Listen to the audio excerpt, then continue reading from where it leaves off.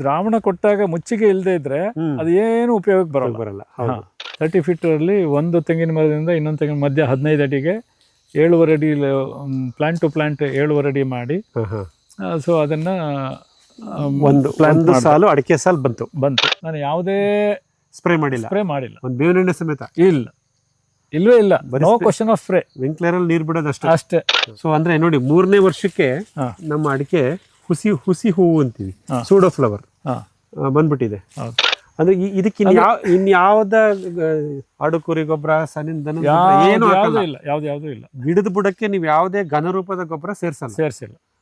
ರಾಸಾಯನಿಕ ಪರ್ಚೇಸ್ ಮಾಡಿದಂತೂ ಇಲ್ವೇ ಇಲ್ಲ. ರಾಸಾಯನಿಕ ಅಂತೂ ಇಲ್ವೇ ಇಲ್ಲ. ಸಾವಯವದ್ದು ಗೊಬ್ಬರ ಹೊರಗಡೆ ತರಿಸಲ್ಲ.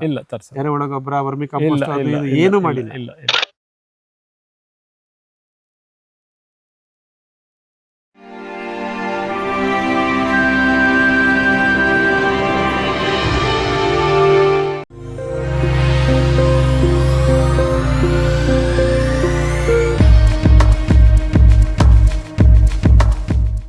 ಒಂದು ಸಾರಿ ಚಾರ್ಜ್ ಮಾಡಿದ್ರೆ ಈ ಎಕ್ವಿಪ್ಮೆಂಟ್ ಹಾಕಿದ್ರೆ 4 ಗಂಟೆ ಕೆಲಸ ಮಾಡುತ್ತೆ. Very good. ಚಾರ್ಜಿಂಗ್ 4 ಗಂಟೆ. ಸರಿ. ಸೊ ಅದ ಕೆಲಸನೂ 4 ಗಂಟೆ ಮಾಡುತ್ತೆ. ಅದೇ ಟ್ರಾಲಿ ಹಾಕೊಂಡು ನಾವು ಓಡಾಡಿದ್ರೆ 100 ಕಿಲೋಮೀಟರ್ ಒಂದು ಚಾರ್ಜ್ಗೆ. ನೋಡಿ ಬಂತು ಇವಾಗ. ಕಾಸ್ಟ್ ತುಂಬಾ ಚೀಪಾಗಿ ವರ್ಕೌಟ್ ಆಗುತ್ತೆ. 4 ಯೂನಿಟ್ ಖರ್ಚು ಮಾಡ್ಲಿಕ್ಕೆ ನನಗೆ 48 ರೂಪಾಯಿ ಒಂದ್ಸರಿ ಚಾರ್ಜ್ ಆಗ್ಲಿಕ್ಕೆ 48 ರೂಪಾಯಿ, 40ರಿಂದ 48 ರೂಪಾಯಿ ಬೇಕಾಗುತ್ತೆ.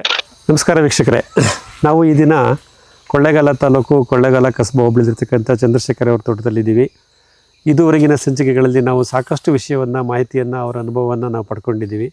ಈಗ ಒಂದು ಮುಖ್ಯವಾದ ಹಂತ.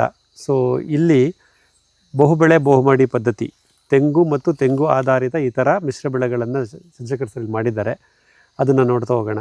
ಸರ್, ಈ ಮಲ್ಟಿ ಕ್ರಾಪಿಂಗ್, ತೆಂಗು ಆಧಾರಿತ ಇತರ ವಾಣಿಜ್ಯ ಬೆಳೆಗಳ ಜೋಡಣೆ, ಈ ಭಾಗದಲ್ಲಿ ಏನೇನು ಬೆಳೆಗಳಿದೆ, ಯಾವಾಗ ಜೋಡಿಸಿದ್ರಿ, ಹೇಗೆ ಬಂದಿದೆ, ಎಷ್ಟು ಅಂತರ ಕೊಟ್ಟಿದ್ದೀರಾ, ಇದನ್ನು ಚೂರು ವಿವರವಾಗಿ ನಮ್ಮ ವೀಕ್ಷಕರಿಗೆ ತಿಳಿಸ್ಬಿಡಿ. ಓಕೆ, ನಾನು ತೋಟ ತಗೊಂಡಾಗ ಇದು ಮೊನೋಕ್ರಾಪಲ್ಲಿತ್ತು. ಸೊ ನಂತರ ಒಂದು 3 ವರ್ಷದಿಂದ ನಾನು ಸೆಂಟ್ರಲ್ ಲೈನ್ ಮಾತ್ರ, east to west between 2 coconut 30 feet ಇದೆ. 30 ಫೀಟಲ್ಲಿ ಒಂದು ತೆಂಗಿನ ಮರದಿಂದ ಇನ್ನೊಂದು ತೆಂಗಿನ ಮಧ್ಯ 15 ಅಡಿಗೆ 7.5 ಅಡಿ ಪ್ಲಾಂಟ್ ಟು ಪ್ಲಾಂಟ್ 7.5 ಅಡಿ ಮಾಡಿ ಸೊ ಅದನ್ನ ಒಂದು ಸಾಲು ಅಡಿಕೆ ಸಾಲು ಬಂತು. ಅವಾಗ ಇನ್ನು ನಾನು 3 ವರ್ಷ ಆಯ್ತಾ? 3 ವರ್ಷ ಆಯ್ತು. 3 ವರ್ಷದ ಗಿಡ. ಆದ್ರೆ ಅದು I was not able to give proper, ಅದಕ್ಕೆ ಸಾಕಷ್ಟು ನೀರು ಸಿಗ್ತಾ ಇರ್ಲಿಲ್ಲ. ಅವಾಗ ಡ್ರಿಪ್ ಅಲ್ಲೇ ಇದ್ದೆ. ಸೊ ಹಂಗಾಗಿ ಈಗ 1 ವರ್ಷದಿಂದ ಈಚೆಗೆ ಸ್ಪ್ರಿಂಕ್ಲರ್ ಸಿಸ್ಟಮ್ ಮಾಡಿ ಸರಿ ಈ ಕಡೆ ಒಂದು ಬಾಳೆ ಹಾಕಿದೆ, ಆ ಕಡೆ ಒಂದು ಕೋಕಾ ಹಾಕಿದೆ. ಸೊ ಅಡಿಕೆ ಗಿಡದ ಎರಡು ಪಕ್ಕ 5 ಅಡಿ ಡಿಸ್ಟೆನ್ಸ್ ಅಲ್ಲಿ 5 ಅಡಿ ಡಿಸ್ಟೆನ್ಸ್ ಅಲ್ಲಿ ಅಡಿಕೆ ಗಿಡದ ಎರಡೂ ಬದಿನಲ್ಲಿ ಹಾಕಿದೆ. ಅಡಿಕೆ ಗಿಡದ ಒಂದು ಅಡಿಕೆ ಗಿಡದಿಂದ ಇನ್ನೊಂದು ಅಡಿಕೆ ಮಧ್ಯದಲ್ಲಿ ನಾನು ಪಪಾಯ ಕೂಡ ಹಾಕಿದೆ. ಎಲ್ಲವನ್ನು ನಾವಿಲ್ಲಿ ಗಮನಿಸಬಹುದು ಈಗ. ಹೌದು. ಸೊ 7 ಅಡಿ ಅಂತರದಲ್ಲಿ ಅಡಿಕೆ, 7.5 ಅಡಿ ಅಂತರದಲ್ಲಿ ಮಧ್ಯದಲ್ಲಿ ಒಂದು ಪಪ್ಪಾಯ, ಅಡಿಕೆ ಗಿಡದ 5 ಅಡಿ ಅಂತರದಲ್ಲಿ ಒಂದು ಭಾಗದಲ್ಲಿ ಕೋಕೋ, ಒಂದು ಭಾಗದಲ್ಲಿ ಬಾಳೆ. ಅದು ನೆಕ್ಸ್ಟ್ ಜಿಗ್ಜಾಗ್ ಇಂಟರ್ಲಿವಿಂಗ್. ಅಲ್ಲಿ ಬಾಳೆ ಬಂದ್ರೆ ಮತ್ತೆ ಕೋಕೋ, ಮತ್ತೆ ಬಾಳೆ, ಮತ್ತೆ ಕೋಕೋ, ಈ ರೀತಿ ಒಂದು ಆವರ್ತನ ರೀತಿಯಲ್ಲಿ ಮಾಡ್ಕೊಂಡು ಬಂದಿದ್ದೀರಾ. ಓಕೆ. ಸೊ ಇದಿಷ್ಟು ಮಿಶ್ರ ಬೆಳೆಗಳನ್ನ ಈಗ ಜೋಡಿಸ್ಲಿಕ್ಕೆ ಸಾಧ್ಯವಾಯ್ತು. ನಂತರ ಸರ್, ಈ 2 ತೆಂಗಿನ ಮಧ್ಯೆ ಸೊ ಇಲ್ಲಿ ಈ ಲೈನಲ್ಲಿ ಹೋಗ್ತಾ ನಾವು ಸೊ ಇನ್ನೊಂದು ವಾಣಿಜ್ಯ ಬೆಳೆ ಬರ್ತಾ ಇದೆ. ಇನ್ನೊಂದು ವಾಣಿಜ್ಯ ಬೆಳೆ ಅದು ನಟ್ಮೆಗ್, ಜಾಯಿಕಾಯಿಗಳು. ಸೊ ಅದಕ್ಕೆ ಶೇಡ್ ಬೇಕು ಅದಕ್ಕೆ. ಹೌದು. ಸೊ ಇನಿಷಿಯಲ್ ಸ್ಟೇಜ್ ಅಲ್ಲಿ ಅದಕ್ಕೋಸ್ಕರ ನಾನು ಒಂದು ತೆಂಗಿನಕ್ಕೂ ಇನ್ನೊಂದು ತೆಂಗಿನ ಮರಕ್ಕೂ ಮಧ್ಯದಲ್ಲಿ ಹಾಕಿದ್ದೀವಿ. ಅಂದ್ರೆ 30 ಅಡಿ ತೆಂಗಿದ್ರೆ 15 ಅಡಿನಲ್ಲಿ ನಮ್ಮ ಜಾಯಿಕಾಯಿ ಇದೆ. ಅದೇ ರೀತಿ ನೆಕ್ಸ್ಟ್ 15 ಅಡಿ ಆ ಮರದಿಂದ ಆ ಕಡೆಗಿದೆ, 30 ಅಡಿಗೆ ಒಂದು ಜಾಯಿಕಾಯಿ ಬರುತ್ತೆ. ಒಟ್ಟು 250 ಜಾಯಿಕಾಯಿ ಗಿಡಗಳು ಕೂತ್ಕೊಂಡಿದೆ. ಇದು ಬೀಜದಿಂದ ಮಾಡಿದ, ಕಸಿ ಕಟ್ಟಿದ ಬೀಜ ಸರ್? ಬೀಜದ ಗಿಡಗಳು. ಹೌದು. ಇದು ಕೇರಳ ಶ್ರೀ ಅಂದ್ಬಿಟ್ಟು ಕೇರಳ ಯೂನಿವರ್ಸಿಟಿಯಿಂದ ತರಿಸಿ ಹಾಕಿದ್ದು. ಹೌದಾ? Very good. ಇದಕ್ಕೀಗ 2 ವರ್ಷ ಆಯ್ತಾ ಸರ್? 2ನೇ ವರ್ಷನ? 2ನೇ ವರ್ಷ ಆಗ್ತಾ ಇದೆ. ಸರಿ. ಇನ್ನು ಕಂಪ್ಲೀಟ್ ಆಗಿಲ್ಲ. 1.5 ವರ್ಷ, ಒಂದು ವರ್ಷ 9 ತಿಂಗಳು ಆಗಿರ್ಬೋದು. ಸರಿ. ಸೊ ಇಲ್ಲಿ 2 ತೆಂಗಿನ ಮರದ ಮಧ್ಯದಲ್ಲಿ ಒಂದು ಜಾಯಿಕಾಯಿ. ಇದು ನಿಮ್ಮ ನಂತರದ ವಾಣಿಜ್ಯ ಬೆಳೆ. ಹೌದು. ಸೊ 2 ತೆಂಗಿನ ಮಧ್ಯದ ಸಾಲಿನಲ್ಲಿ ಅಡಿಕೆ, ಎರಡನೇ ವಾಣಿಜ್ಯ ಬೆಳೆ. ಹ್ಮ್. ಅಡಿಕೆ ಎರಡೂ ಪಕ್ಕದಲ್ಲಿ ಕೋಕೋ ಮತ್ತು ಬಾಳೆ ಬಾಳೆ, ವಾಣಿಜ್ಯ ಬೆಳೆಗಳು. ಹಾ. ಅಡಿಕೆ ಮಧ್ಯೆ ಒಂದು ಪಪ್ಪಾಯ ಪಪಾಯ, ಮತ್ತು ತೆಂಗಿನ ಮರದ ತೆಂಗಿನ ಮರದ ಮಧ್ಯದಲ್ಲಿ ಒಂದು ಜಾಯಿಕಾಯಿ. ಜಾಯಿಕಾಯಿ. ಸರ್, ಈ ತೆಂಗಿನ ಮರದ ಸಾಲಿನಲ್ಲಿ ಬೇರೆ ಏನು ಗಿಡಗಳು ಬಂದಿಲ್ಲ? ಇಲ್ಲ, ಅಡಿಕೆ ಆಗ್ಬೋದು, ಬಾಳೆ ಆಗ್ಬೋದು. ಅಡಿಕೆ ಎಲ್ಲ ಬಂದ್ರೆ ಅದಕ್ಕೆ ಏನಾಗುತ್ತೆ, ಹಾ. ಬೆಳಗ್ಗೆನ ನೆರಳು, ನೆರಳು ಆ ಸಾಯಂಕಾಲದ ಮರದಿಂದ ನೆರಳು ಬರುತ್ತೆ. ಎಲ್ಲ ಹಾಕಿ ಹಾ, ಹಾ, ಅದು ವೆಜಿಟೇಟಿವ್ ಗ್ರೋತ್ ಅಷ್ಟೇ ಬರುತ್ತೆ ಹೊರತು ಹಾ, ಹಾ. Crop yielding will be poor. ಹೌದು. ಸೊ ಇನ್ಸ್ಟೆಡ್ ಆಫ್ ದಟ್ ಹ್ಮ್. ಇದಕ್ಕೆ ಹೋಗೋಣ ಅಂದ್ಬಿಟ್ಟು ನಟ್ ಜಾಯಿಕಾಯಿ, ನಟ್ ಮಗ್ಗಿಗೆ. ಮಾಡಿದ್ದೀರಾ? ಈ ಜಾಯಿಕಾಯಿ ಗಿಡದ್ದು ಏನಪ್ಪಾ ವಿಶೇಷತೆ ಅಂತ ಅಂದ್ರೆ, ಹೇಳಿ. 10 ವರ್ಷ ಆದ್ಮೇಲೆ ಹಾ, ಹಾ. ನನಗೆ ಇವೆರಡು ತೆಂಗಿನ ಮರದಿಂದ ಏನು ಆದಾಯ ಬರುತ್ತೋ ಹ್ಮ್. ಅದಕ್ಕಿಂತ ಡಬಲ್ ಬರುತ್ತೆ ಅಂತ ನನ್ನ ಒಂದು ಅಂದಾಜಿದೆ. ಹೌದು, ಖಂಡಿತ ಇದೆ. ಒಂದು. ಹೌದು. ಎರಡನೇದು, ಇದ್ರದ್ದು ಲೈಫ್ ಹ್ಮ್. ಮೋರ್ ದನ್ 200 ಇಯರ್ಸ್ ಇದೆ ಅಂತ ಕೇಳ್ಬಿಟ್ಟಿದ್ದೀನಿ. ಹೌದಾ? ತೆಂಗಿಗಿಂತನೂ ತೆಂಗಿನಗಿಂತನೂ ಶತಾಯಿ. ಹಾಗಾಗಿ ಹೌದು. ಇದನ್ನ ಸೆಲೆಕ್ಟ್ ಮಾಡಿ ಸಾಂಬಾರ ಬೆಳೆಯಾಗಿ. ಸಾಂಬಾರ ಬೆಳೆ. ಸರಿ ಮಿತ್ರರೇ, ನೋಡಿ, ಇವಾಗ ಸರ್ ಹೇಳಿದಾಗೆ ಈ ತೆಂಗಿನ ಮರದ ಸಾಲಿನಲ್ಲಿ ಅಡಿಕೆ ಹಾಕುವುದು ಒಂದು ರೀತಿ ಪ್ರಮಾದನೇ. ಹೌದು. ಅದನ್ನ ನಾವು ಬೇರೆ ಕಡೆ ತೋಟದಲ್ಲಿ ಗಮನಿಸಿದೀವಿ, ಸರ್ ಗಮನಿಸ್ಕೊಂಡು ನಾನು ಬಂದಿದ್ದಾರೆ. ಗಮನಿಸಿರೋದ್ರಿಂದನೇ ಅದನ್ನ ಅವಾಯ್ಡ್ ಮಾಡಿದ್ದಾರೆ. ಸೊ ಒಂದು ದಿಕ್ಕಿನಲ್ಲಿ ಹ್ಮ್. ಪೂರ್ವ ಪಶ್ಚಿಮವಾಗಿ ಹ್ಮ್. ಇಲ್ಲಿ ಯಾವುದೇ ಅಡಿಕೆ ಬಂದಿಲ್ಲ. ಅಡಿಕೆ ಏನಿದ್ರು ಮಧ್ಯದಲ್ಲಿ ಒಂದು ಸಾಲಲ್ಲಿ ಮಾತ್ರ ಬಂದಿದೆ. ಅಡಿಕೆ ಬಂದಿರೋದು ನೀವು ಇಲ್ಲಿ ಗಮನಿಸಬಹುದು. ಆ ಕಡೆ ಈ ಕಡೆ ಕೋಕೋ ಮತ್ತೆ ಬಾಳೆ. ಕೆಲವರು 2 ಡಬಲ್ ಲೈನು ಹಾಕ್ತಾರೆ, ಹಾ, ಹಾ, ಅವಾಗ 10 ಅಡಿ ಗ್ಯಾಪ್ ಅಲ್ಲಿ. ಹೌದು. ಆದ್ರೆ ನಾನು I prefer to have varieties of crops. ಹೌದು. ಇಲ್ಲಿ ನಾವು ಒಂದೇ ಸಾಲು ಅಡಿಕೆ ಹಾಕಿದ್ರಿಂದ ಹಾ. ಅಡಿಕೆ ಗಿಡಗಳ ಸಂಖ್ಯೆ ಕಮ್ಮಿ ಆಯ್ತು ಅಂತ ಅಂತೀವಿ ಹೊರತು, ಹಾ. ನಿಮ್ಗೆ ಇತರ ಉಪ ಬೆಳೆಗಳಾದಂತ ಕೋಕೋ, ಪಪ್ಪಾಯ, ಬಾಳೆ ಅವೆಲ್ಲವನ್ನು ಜೋಡಿಸ್ಕೊಳಕ್ ಹೌದು. ಆಯ್ತು. ಆಮೇಲೆ ಈ 2 ತೆಂಗಿನ ಮರದ ಮಧ್ಯೆ ಆಕಾಶದಲ್ಲಿ ಏನ್ ಗ್ಯಾಪ್ ಇದೆ, ಹಾ. ಅಲ್ಲಿ ಮಾತ್ರ ನನ್ನ ಅಡಿಕೆ ಮೇಲೆ ಹೊರಟೋಗ್ಬಿಡುತ್ತೆ. ಕರೆಕ್ಟ್. ಯಾಕಂದ್ರೆ ಅಡಿಕೆ ಮತ್ತೆ ತೆಂಗು competition of sunlight also not there, competition of root also it is not. ಯಾಕಂದ್ರೆ ಇದು ಮೊದಲ ಹಂತದ ಬೆಳೆಗಳು. ತೆಂಗು ಮತ್ತು ಅಡಿಕೆ ಟಾಪ್ ಲೇಯರ್ ಅಂತ ಹೇಳ್ತೀವಿ, ಎತ್ತರದಲ್ಲಿ ಬೆಳೀತಕ್ಕಂಥ ಗಿಡಗಳು. ಅದಕ್ಕೆ ಅದರದೇ ಜಾಗವನ್ನ ಕೊಟ್ಟಂತ ಆಗಿದೆ. ಸೊ ಅದನ್ನು ನೀವು ಗಮನಿಸಬಹುದು. ಇದಿಷ್ಟು ಇಲ್ಲಿ ಬೆಳೆಗಳ ಜೋಡಣೆ ಆಗಿದೆ. ಸೊ ಈಗ ಹೇಗನ್ಸುತ್ತೆ ಸರ್, ಇಷ್ಟು ಮಿಶ್ರ ಬೆಳೆ ಮಾಡಿದ್ಮೇಲೆ ನಿಮ್ಗೆ ಹೇಗೆ ಅನಿಸ್ತಾ ಇದೆ? ಇಲ್ಲ, ಮಿಶ್ರ ಬೆಳೆಯಿಂದ ನನಗೆ ಇವಾಗ ಆದಾಯನೂ ಶುರುವಾಗಿದೆ. ಹೌದು.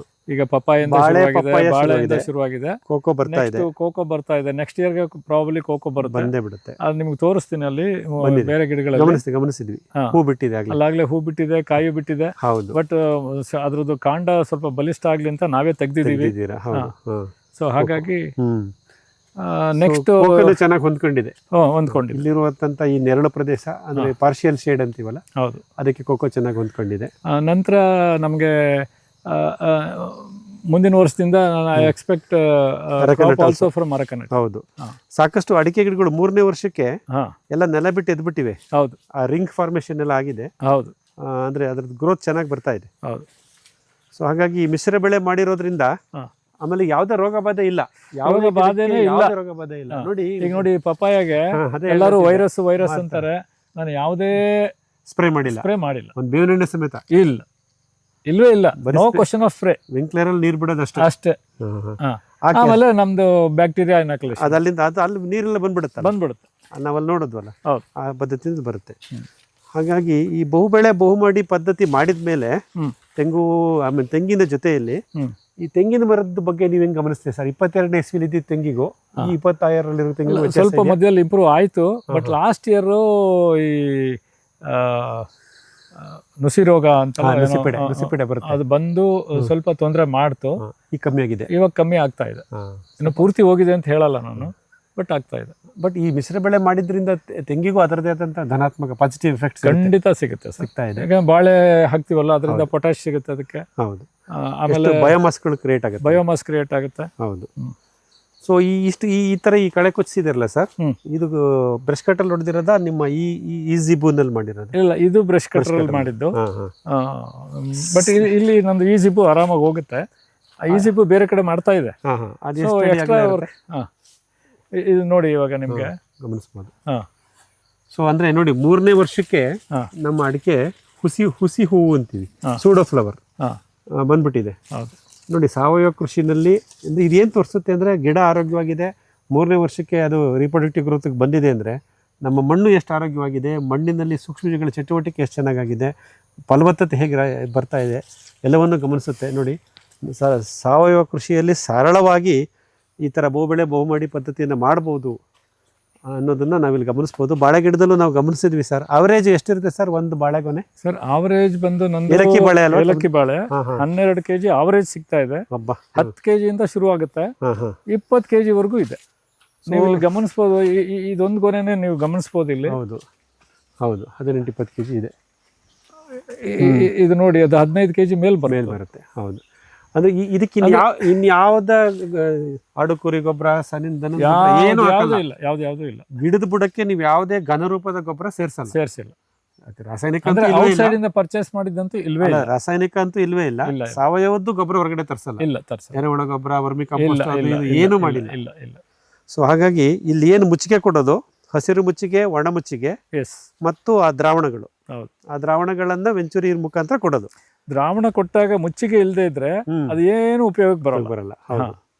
ಸೊ ಮುಚ್ಚಿಗೆ is also plays a very important role. ಹೌದು. ಸೊ ಹಾಗಾಗಿ ಇದಿಷ್ಟು ಮುಖ್ಯವಾಗಿ ನಾವಿಲ್ಲಿ ಗಮನಿಸ್ಬೋದು. ಸೊ ಮಿತ್ರರೇ, ನಾವು ನೋಡಿ ತೆಂಗಿನಲ್ಲಿ ಅಂತರ ಬೆಳೆಗಳನ್ನು ಜೋಡಿಸೋದು ನಾವು ಸಾಕಷ್ಟು ತೋಟಗಳಲ್ಲಿ ಗಮನಿಸಿದ್ವಿ. ನಮ್ಮ ತೋಟದಲ್ಲೂ ನೀವು ಗಮನಿಸಿದ್ದೀರಾ. ತೆಂಗಿನ ಜೊತೆ ಏನು ಮಿಶ್ರ ಬೆಳೆ ಅಂದ ತಕ್ಷಣ ಅಡಿಕೆಗೆ ಹೋಗ್ಬಿಡ್ತೀವಿ, ತೆಂಗು ಅಡಿಕೆಗೆ ನಿಂತುಬಿಡ್ತೀವಿ, ಮುಂದಕ್ಕೆ ಹೋಗಲ್ಲ. ಅಡಿಕೆನೇ ಸಾಕಷ್ಟು ಹಾಕಿ ಮಧ್ಯದಲ್ಲಿ 3 ಸಾಲು, ತೆಂಗಿನ ಸಾಲಲ್ಲೂ 3 ಅಡಿಕೆ, ಎಲ್ಲವನ್ನು ಮಾಡಿದ್ದು ನಾವು ನೋಡಿದ್ದೀವಿ. ಆದರೆ ಇಲ್ಲಿ ಸರ್ ಜುಡಿಷಿಯಸ್ ಡಿಸಿಷನ್ ಎಲ್ಲವನ್ನು ಸ್ಟಡಿ ಮಾಡಿದ್ದಾರೆ. ಸಾಕಷ್ಟು ವಾಣಿಜ್ಯ ಬೆಳೆಗಳ ಜೋಡಣೆ ಮಾಡಿದ್ದಾರೆ. 2 ತೆಂಗಿನ ಮಧ್ಯದಲ್ಲಿ 1 ಅಡಿಕೆ ಸಾಲು, 2 ಅಡಿಕೆ ಮಧ್ಯೆ 7 ಅಡಿ ಇರತಕ್ಕಂಥ ಅಡಿಕೆ ಮಧ್ಯೆ 1 ಪಪ್ಪಾಯ, ಅಡಿಕೆ 2 ಭಾಗದಲ್ಲಿ ಜಿಗ್ಜಾಗ್ ಆವರ್ತನ ರೀತಿಯಲ್ಲಿ ಬಾಳೆ ಮತ್ತು ಕೋಕೋ, ಮತ್ತು 2 ತೆಂಗಿನ ಮಧ್ಯೆ 1 ಜಾಯ್ಕಾಯಿ. ಇಷ್ಟು ಗಿಡಗಳನ್ನು ಜೋಡಿಸಿ ಇಲ್ಲಿ ನಿರ್ವಹಣೆ ಮಾಡಿದ್ದಾರೆ. ಹಾಗಾಗಿ ಇಷ್ಟು ವಾಣಿಜ್ಯ ಬೆಳೆಗಳನ್ನು ಜೋಡಿಸಲಿಕ್ಕೆ ಇಲ್ಲಿ ಸಾಧ್ಯವಾಗಿದೆ. ಈ ಕೇವಲ 2-3 ವರ್ಷದಲ್ಲಿ ಇಷ್ಟು ಬದಲಾವಣೆಗಳನ್ನು ನಾವಿಲ್ಲಿ ಗಮನಿಸ್ಬೋದು. ಇನ್ನು ಮುಂದೆ ಹೋಗ್ತಾ ಈ ಗಿಡಗಳು ಭಾಳ ಎತ್ತರಕ್ಕೆ ಚೆನ್ನಾಗಿ ಬೆಳೆಯುತ್ತೆ.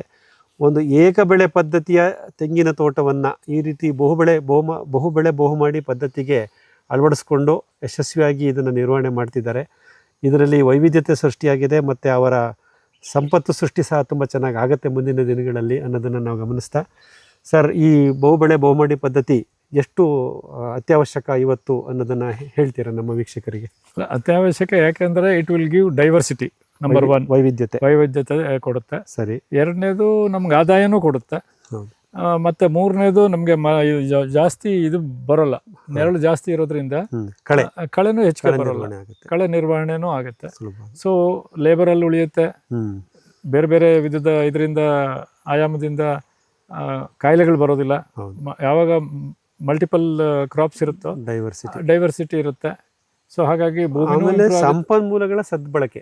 ಇವಾಗ ನಾವು ವಿಂಕ್ಲರ್ನಲ್ಲಿ ನೀವು ಅದೆಷ್ಟು ಆರ್ಗ್ಯಾನಿಕ್ ಇನ್ಪುಟ್ಸ್ ಮಾಡಿ ಕೊಡ್ತಿರಲ್ಲ, ಎಲ್ಲ ಪ್ರತಿ ಹನಿಯು ಪ್ರತಿ ಗಿಡಕ್ಕೂ ಉಪಯೋಗಿಸಲ್ಪಡುತ್ತೆ. ಪ್ರತಿ ಗಿಡಕ್ಕೂ ಬರುತ್ತೆ, ಪ್ರತಿಯೊಂದು ಚದರಡಿಗೂ ಸಿಗ್ತಾ ಇದೆ. ಸೊ ಆವಾಗ entire land becomes fertile and healthy. So ಆ ಒಂದು ಅಂಶವನ್ನು ನೀವು ಇಲ್ಲಿ ಗಮನಿಸಿದ್ದೀರಾ. ಸೊ ಈ ರೀತಿ ಒಂದು ಸೂಕ್ತವಾದಂತಹ ಬಹುಬೆಳೆ ಬಹುಮಾಡಿ ಪದ್ಧತಿ ತೆಂಗಿನ ತೋಟದಲ್ಲಿ ಮಾಡಿರೋದನ್ನ ನಾವು ಇವತ್ತು ಗಮನಿಸಿದ್ದೀವಿ ಸರ್. ಸಾಕಷ್ಟು ಯೋಚನೆಗಳಿಂದ ಮಾಡಿದ್ದೀರಾ. ಸೊ ಈ ತೋಟ ಇನ್ನೂ ತುಂಬ ಚೆನ್ನಾಗಿ ಇದೇ ಥರ ಪ್ರವರ್ಧಮಾನಕ್ಕೆ ಬರಲಿ ಅಂತ ಹಾರೈಸ್ತಾ ಈ ಸಂಚಿಕೆಯಲ್ಲಿ ಮುಗಿಸ್ತೀನಿ ಮಿತ್ರರೇ. ನಮಸ್ಕಾರ.